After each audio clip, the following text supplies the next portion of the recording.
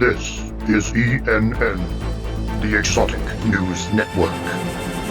Hello and welcome to ENN, the Exotic News Network. Here with your daily dose of all things exotic, I'm Joe Exotic, and this is the 6 o'clock update.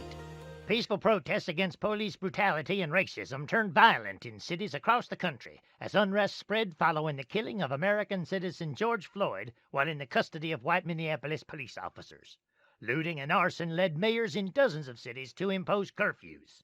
The National Guard was deployed in 11 states to assist overwhelmed police departments. Videos of clashes between police and protesters escalated tensions.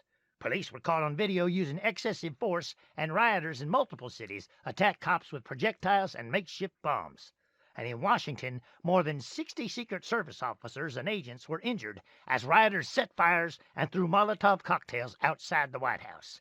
At one point over the weekend, President Trump had to be taken to a bunker for safety. You got any thoughts on the situation, Don? Very good point, my friend. Well, kinkiness appears to know no bounds. An Australian man has been acquitted of entering a home with a friend while carrying machetes. See, they'd been hired to carry out a stranger's sexual fantasy of being tied up in his underwear and then stroked with a broom. Let me picture that. Anyway, it's bad enough that they had machetes, but they were also dumb enough to go into the wrong house. Now, I don't know how you go from a broom to a machete, but this one's too kinky even for me. How about you, Don? You'd have them use what? I want to thank you folks for tuning in, and I invite you to join me here every night at 6 p.m. for another exotic update. And always remember, never marry a woman called Carol Baskin. In fact, if you ever meet her, turn around and run.